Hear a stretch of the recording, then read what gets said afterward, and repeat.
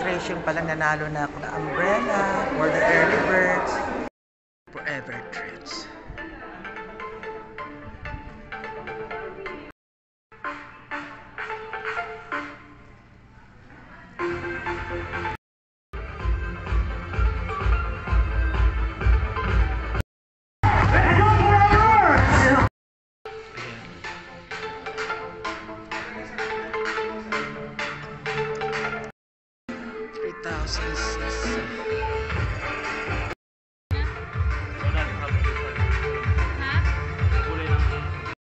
Top sila.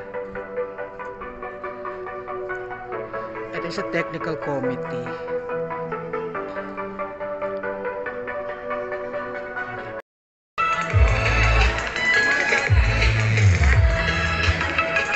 Sa bangga. Okay po.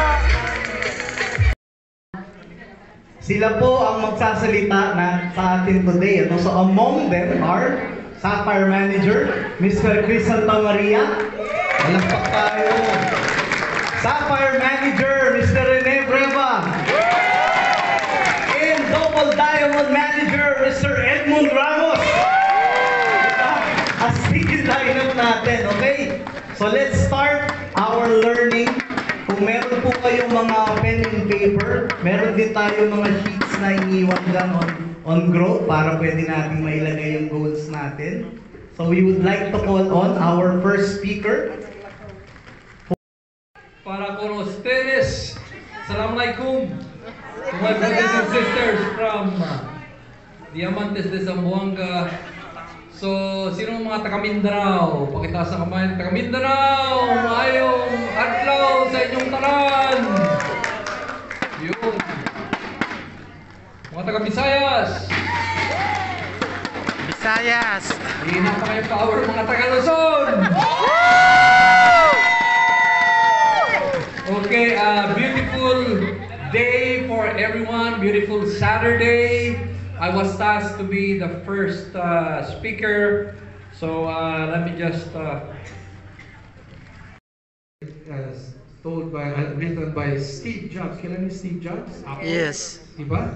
Sabi niya, the only way to do great work is to love what you do. So I love you all, and remember, the power of forever is the power of love. Thank you, and good morning, Forever Philippines. Thank you.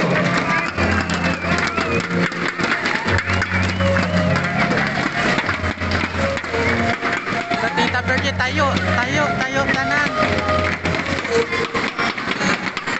Yes,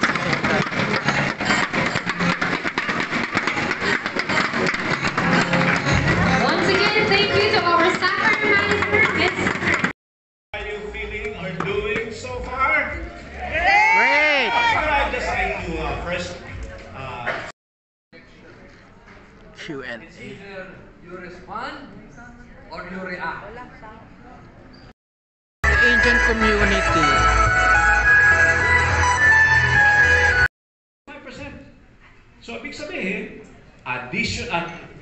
immediate additional income.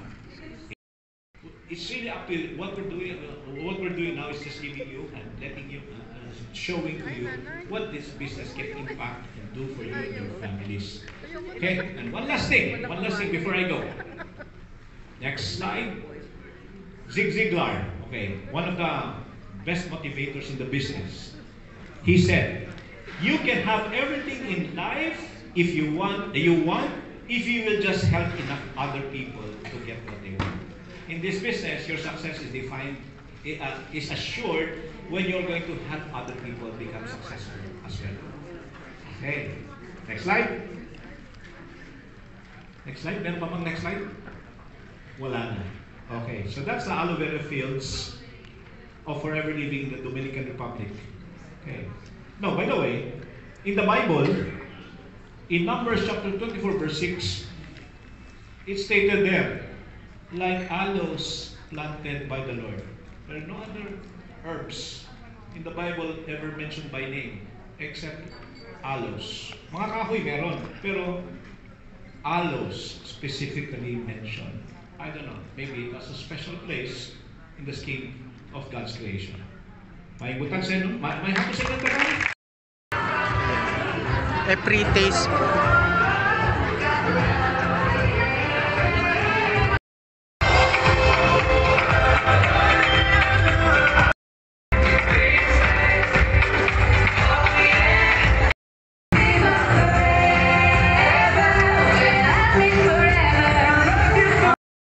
Say at the back first because we will call level 2. Congratulations. Run top of the world. Run top of the world.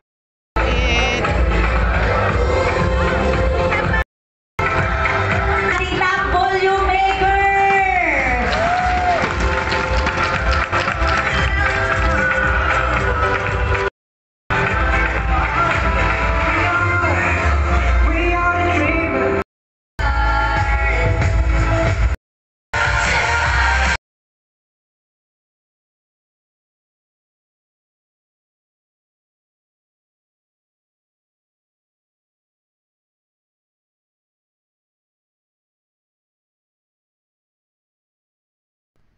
Hello guys, thanks for watching and don't forget to click like and subscribe my YouTube channel. Maraming salamat po till my next vlog. And don't forget, if you subscribe, to click also the notification bell in order for you to be updated in my next video that I'm going to upload. Thank you so much for watching. I love you all. Mwah.